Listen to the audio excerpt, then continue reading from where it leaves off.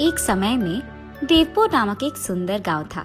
उस गांव में अनसुया नामक एक औरत एक छोटे घर में रहती थी। उसका माधव कृष्णा और मनवित कृष्णा नामक 2 बेटे भी थे। वो दोनों बेटे अपनी माँ की बात हमेशा मानते थे। एक दिन अनसुया उसके घर के बाहर बर्तन साफ कर रही थी। जोर की हवा आने के कारण उसके पड़ोसी घर से एक साड़ी उड़कर अनसुया के मुंह पे आती है। हाँ, ये क्या? कहाँ से आई है ये साड़ी, और वो भी मेरे मुंह पे? इसको ढूंढते हुए किसी के आने से पहले ही मुझे इसका रूपरेखा बदल देना होगा। ये फैसला करके वो तुरंत एक कैंची से वो साड़ी को काटने लगती है। इतने में उसकी पड़ोसी सुजाता उसकी साड़ी लेने वहाँ आती है और अनसुया को उसकी साड़ी काटते हुए देख, अनसुया, ये मेरी नई साड़ी है। कोई जानबूझकर तुम्हारे घर में इसे नहीं डाला है। ये हवा की वजह से आ गया है। कृपा करके इसे काटो मत, मुझे दे दो मेरी साड़ी। जब तक मैं तुम्हारी साड़ी को टुकड़े टुकड़े ना कर दूं, तुम्हें समझ में नहीं आएगा कि गलती से भी तुम्हारी साड़ी को मेरे घर में नहीं आना है, समझे? ये कह के वो उसके फैसले के अनुसार ही उस साड़ी को टुकड़ों में काट कर ही उसके पड़ोसी सुजाता को देती है। और क्योंकि सुजाता को अनसुया के बारे में पता है, वो कुछ ना कह पाती है और वहाँ से चुपचाप उन टुकड़ों को लेकर चले जाती है। ऐसे ही अनसुया उसके बुरे बर्ताव से उस गांव में सारे लोगों को हर दिन परेशान करती थी। एक दिन एक औरत उसके बेटे का विवाह का निमंत्रण देने के लिए अनसुया के घर आती है। उस निमंत्रण को देख अनसुया भी सोच में पड़ जाती है और ये फैसला करती है कि उसके बेटे का भी वो शादी करवाएगी। लेकिन मेरे बारे में जानते हुए भी कोई इस गांव में मुझे मेरे बेटे के लिए एक बहू नहीं देगा, इसीलिए मैं पड़ोसी गांव में जाकर मेरे बेटे के लिए एक अच्छी पत्नी ढूंढ कर लाऊंगी। ये फैसला करके वो अगले दिन पड़ोसी गांव में जाकर एक बड़े घर की बेटी स्वप्ना को उसके बड़े बेटे से विवाह निश्चय करती है और ऐसे उन दोनों का शादी करवाती है। स्वप्ना नई नवेली दुल्हन होने के कारण शुरू में अनसुया उसे कोई काम नहीं कहती है और उसे प्यार से देखती है। ऐसे कुछ दिन बीत जाते हैं। फिर एक दिन स्वप्ना पोछा कर रही थी घर में और अनसुया ये देखे बिना घर में चलती रहती है। उसे ऐसे चलते हुए देख, सासू माँ जरा देख के चलिएगा, मैं पोछा कर रही हूँ तो फर्श अभी गीला है, कहीं आप गिर ना जाए, देख के चलिएगा। ये मेरी बहू की इतनी हिम्मत कि मुझे बता रही है क्या करूँ क्या नहीं। अब तो मैं इसे सबक सिखाऊंगी। मैं वही चलूंगी जहाँ ये पोछा कर रही है, ताकि सारा दिन मैं इससे काम ही करवाऊं। ये फैसला करके अनसुया वही चलती रहती है जहाँ स्वप्ना पोछा मारने की कोशिश करती है। बार बार ऐसे करने के कारण स्वप्ना पोछा करना बंद करके अनसुया को बस देखती रहती है। क्या हुआ बहू, घर साफ करना छोड़कर तुम मुझे क्या घूर रही हो? चलो करो काम। ये कहकर वो अपने बहू के सिर पे एक जोर का धप्पा देती है, जिसके कारण उसकी बहू बकेट को टकराकर नीचे गिर जाती है।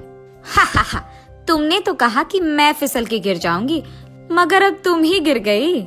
ऐसे ही पड़ी रहोगी कि काम भी करोगी? चलो लग जाओ काम पर। ये कहकर वो हंसते हुए उसके कमरे में चले जाती है। चलो ये तो देखते हैं कि मेरे बहू ने घर साफ किया कि नहीं। बाहर जाकर देखने पर उसकी बहू वहाँ नहीं रहती है। ढूंढने पर उसकी बहू उसके कमरे में सोते हुए दिखती है।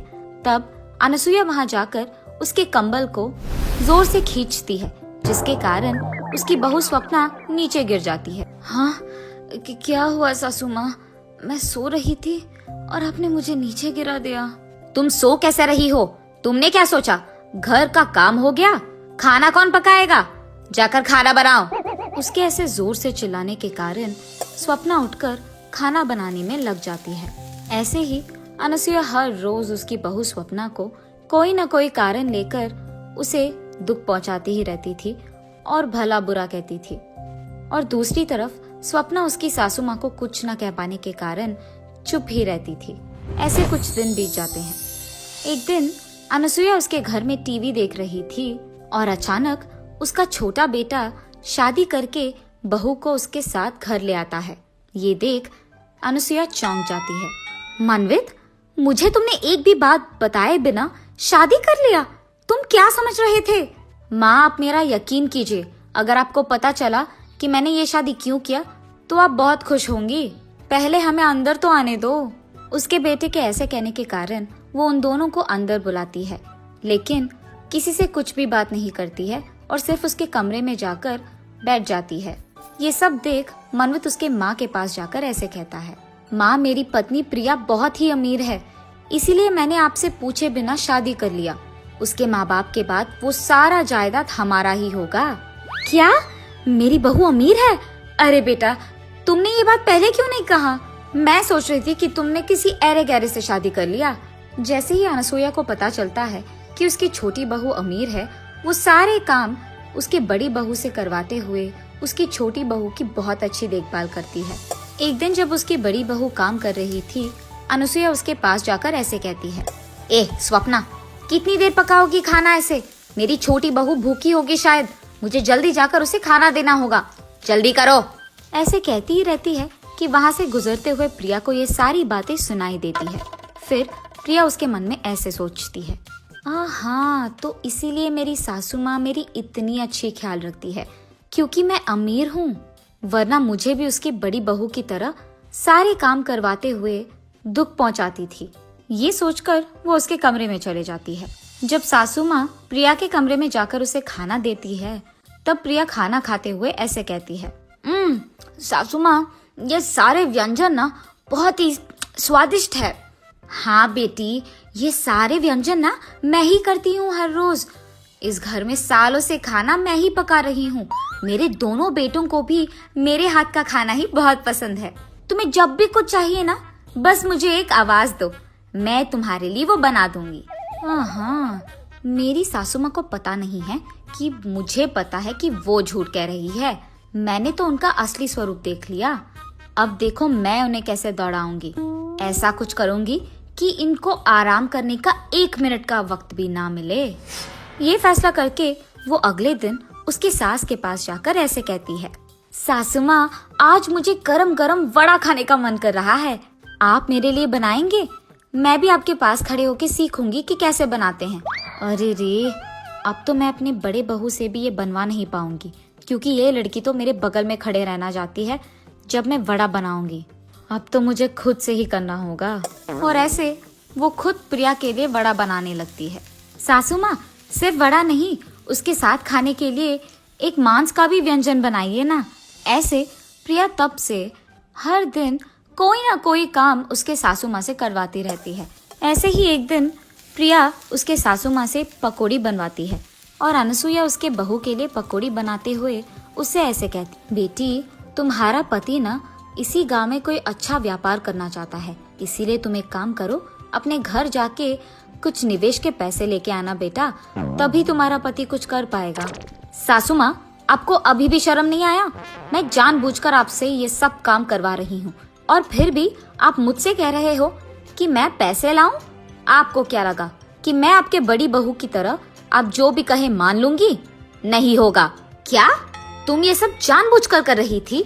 अब देखो तुम्हारा मैं क्या हाल करूंगी। मैं तुम्हारे मायके से पैसे हासिल करके ही रहूंगी। ये फैसला करके वो रोते हुए उसके छोटे बेटे के पास जाकर जो भी हुआ बोलती है, माँ, आप फिक्र मत कीजिए, आप जैसे सोच रही हैं वैसे ही होगा। मेरी पत्नी आपकी सारी बात मानेगी और मैं कैसे पैसे ला कर ही रहेगी। ये कहकर वो उसके पत्नी के पास जाकर ऐसे कहता है, प्रिया, अब से तुम माँ के कहे सारे काम करोगी और उनके खिलाफ बात नहीं करोगी और अपने मैके जाकर पैसे भी ला कर दोगी, वरना मेरी माँ तुम्हें इस घर से बाहर भेज देगी। उसके पति के ऐसे कहने के कारण वो उस दिन से उसके घर में सारे काम करती है। ऐसे कुछ दिन बीत जाते हैं। फिर अचानक एक दिन सरकार घोषित करता है कि कोरोना वायरस नामक एक भयंकर वायरस देश में फैल रही है और लोगों को एक दूसरे से 2 गज की दूरी निभाना पड़ेगा। और इसी फैलने को रोकने के लिए सरकार लॉकडाउन का आदेश देती है। उस लॉकडाउन के कारण लोगों को बाहर जाने की इजाजत नहीं थी। इसी कारण सभी लोग घर पे ही रहते थे। लेकिन प्रिया उसके घर में सारे काम खत्म करके उसके पड़ोसी के घर जाकर हर रोज उनसे बात करती थी। एक दिन ये सब देखकर उसकी सास प्रिया से ऐसे कहती है, प्रिया, सरकार ने हमारी सुरक्षा के लिए लॉकडाउन का आदेश दिया है और तुम यहाँ बेपरवाह पड़ोसी के घर जाकर बात कर रही हो। अगर तुम्हें कोरोना आया या तुम्हारे कारण हमें कोरोना आया तो हमारा क्या होगा? इसलिए आज से तुम बाहर नहीं जाओगी। आपको शायद डर है कि आपको कोरोना आएगा, लेकिन मुझे ऐसा कोई डर नहीं है। मैं अपनी मन की मालिक हूँ, मुझे जो करना है मैं वही करूँगी। ये कहकर वो हर रोज उसके पड़ोसी से मिलने जाती ही रहती थी। उसके पड़ोसी के घर में किसी को कोरोना आने के कारण वो प्रिया को भी फैलता है, और क्योंकि प्रिया को ये नहीं पता था, उसे बुखार और सर्दी आने के कारण वो डॉक्टर के पास जाकर उसका जांच करवाती है। फिर डॉक्टर उससे कहता है कि उसे कोरोना वायरस आया है और इसे घर पे रहकर अच्छी खाना खाकर दवाइयाँ लेकर उसका ख्याल रखना होगा। प्रिया डर के कारण भला बुरा सोचने लगती है। ये सब मेरी सास के वजह से हुई है। अगर वो नहीं कहती कि मुझे कोरोना आएगा तो शायद ये नहीं होता। अब क्योंकि उसके कारण मुझे आया है, मैं ये देखूंगी कि मेरे कारण उसे भी आएगा। कम से कम तब वो चुप रहेगी और मुझे ये सब काम कहना छोड़ देगी। ये फैसला करके वो उसके घर वापस जाकर उसके ही हाथों से कॉफी बनाकर उसके सास को देती है, और इसी कारण अनुसुईया को भी कुछ ही दिनों में कोरोना वायरस आ जाता है। हा हा हा, सासू माँ, मुझे पता था कि आपको कोरोना आएगा। आप इतने बार कह रहे थे कि मुझे कोरोना आ जाएगा कि मेरे को आ गया, इसलिए मैंने अपने हाथों से कॉफी बनाकर आपको दिया ताकि आपको भी कोरोना आए। अब मुझे बहुत खुशी है। क्या? मैंने तो तुम्हारे भले के लिए कहा था कि तुम्हें कोरोना आएगा, लेकिन तुम इस हद तक गिर गई कि तुमने मुझे कोरोना जानबूझकर दिया। तुम कैसी औरत हो? उसके सास के ऐसे कहने के बावजूद वो उसके मायके चले जाती है, लेकिन जब उसके माँ बाप को पता चलता है कि प्रिया को कोरोना आया है तो वो उसे अंदर आने नहीं देते हैं, जिसके कारण उसे वापस उसके ससुराल ही जाना पड़ा। यहाँ स्वप्ना उसके सासू माँ को और प्रिया को कोरोना आने के कारण उनकी सेवा करते हुए, उनके लिए खाना बनाते हुए, उनको दवाइयाँ देते हुए उनकी बहुत अच्छी ख्याल रखती है। कुछ दिन बाद अनुसुईया और प्रिया को कोरोना कम हो जाता है और ऐसे कुछ दिन बीत जाते हैं। फिर एक दिन अचानक टीवी में ऐसी खबर आता है कि कोरोना का दूसरा वेव शुरू हुआ है। ये देख अनुसुईया तुरंत सोचती है कि उसे ये बात उसके दोनों बहू से कहना है। बेटा स्वप्ना, प्रिया, मैंने अभी अभी टीवी में देखा है कि कोरोना का दूसरा वेव आ गया है और इस बार वो दुगना भयंकर है और लोगों की मरने का संख्या भी बहुत बहुत बढ़ गया है। हमें चौकन्ना रहना होगा। मेरे बर्ताव के लिए मैं माफी मांगती हूँ। मैं अब ये सिर्फ तुम्हारे भले के लिए कह रही हूँ। कम से कम इस बार तो मेरी बात मान लो। अरे सासू माँ, आप तो बड़े हैं। आपने अगर हमें कुछ एक दो बात कह भी दिया तो कोई नहीं, हम समझ सकते हैं। आप हमारे भले के लिए तो कह रहे हैं। फिक्र मत कीजिएगा, हम इस बार ख्याल रखेंगे। हाँ बेटी स्वप्ना, मुझे पता है कि मैंने तुम्हें बहुत दुख दिया है, लेकिन फिर भी जब वक्त आया तो तुमने ही मेरा ख्याल रखा है बेटा। तुमने तुम्हारे मन में मेरे खिलाफ कुछ भी नहीं रखा और मेरा इतना अच्छा देखभाल तुमने ही किया। मुझे मेरे बर्ताव के लिए माफ कर दो बेटी। आइंदा मैं ऐसे कुछ नहीं करूंगी। सासू माँ, अब मुझे भी माफ कीजिए ना। मैंने अमीर होने के नाते बहुत गर्व से और अहंकार से आपसे बात किया है और ये अच्छा नहीं है। मुझे मेरी गलती का एहसास हो गया है और इस बार मैं ऐसे नहीं पेश आऊंगी। हम सब एक ही बात पे रहेंगे। अगर मैं आपकी बात सुनती तो मुझे कोरोना नहीं आता और ना ही मैं आपको कोरोना देती। अब मैं अपना सबक सीख गई, आइंदा ऐसे कभी नहीं करूंगी। ऐसे वो तीनों उनके बीच के फासलों को मिटाते हैं और हमेशा के लिए खुश रहते हैं। कुछ दिन के बाद कोरोना वायरस पूरा चले जाता है और सभी लोग खुशी से रहते हैं।